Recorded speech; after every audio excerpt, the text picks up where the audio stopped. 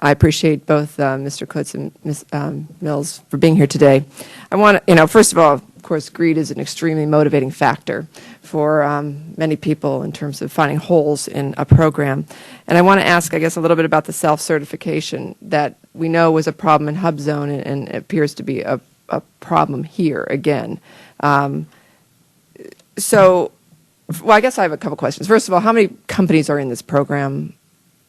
Do you know how many companies? It's interesting. I don't think anybody knows for sure, but it's a self-certification program. There's at least 16,000 according to some evidence that we've seen. And again, all you have to do to be in the program is to go into the Central Contract Registry and say you're a service-disabled veteran-owned small business. And some of the bogus companies that we have set up for this committee are also service-disabled veteran-owned small businesses. All you have to do is go in the system and say you are. That's all you have to do? That's all you have to do. And then it just depends on somebody blowing the whistle on a contracting officer is going to look there and say, yes, that firm is in the system as being one. That's why you need this validation process, because right now the only place to go is the Central Contract Registry, and anybody can go in there and say they're a service-disabled vet. Okay, so how would this program with the VA operate? Well, as I said earlier, there's two nodes of eligibility, and one of them we can provide, but the other one has to be provided by the VA. And as you heard earlier, they're working very hard on some systems issues that they have. They've agreed to up this in the priority chain. They know how important this is to us. This is a helpful moment to underline that importance, but they're being extremely cooperative and working through their systems issues. And would all veterans businesses have to register before being eligible? I mean, is that right now, only ones doing business with the Veterans Administration have to go through the process. That's why we had suggested that, either they work together to do it, or you potentially legislate or do something else to help encourage this to be more of a government-wide system. Because I think any program in place is going to have SBA and VA involved here. They're both going to have to be part of the solution. Yeah, I guess I'm just wondering how many this would prevent from having the pass-throughs.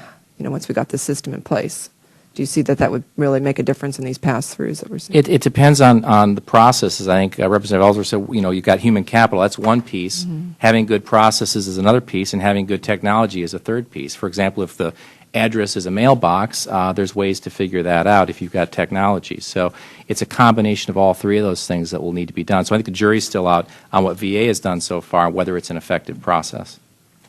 Of course, we need a solution to this, and I think that's what we all want here, because it's a good program. It's a program that certainly can help all of our men and women who have served our country and come back and want to, make a good living for themselves and their families. So I think I express what most of us, I'm sure all of us feel here, is that whatever we can do on this end to move this forward so that we don't have the same problems recurring over and over again. We want to see a change. I certainly would support suspension of certainly these 10 companies that are listed here, probably the 100 or so that have come in.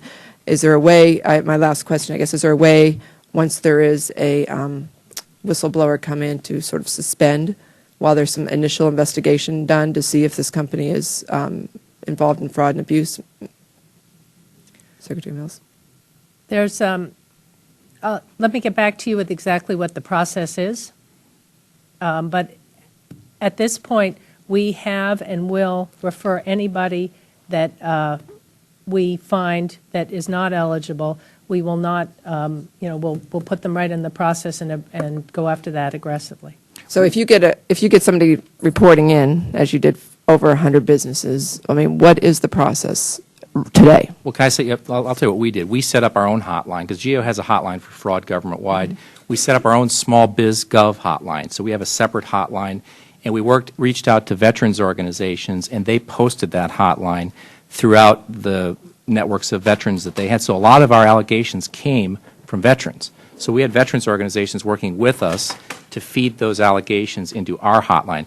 They have separate hotline processes at SBA. So once you get it in your hotline, what do you do with it? We'll investigate it if it's a valid, especially we had the open investigation for this committee, so we actually proactively went after those cases.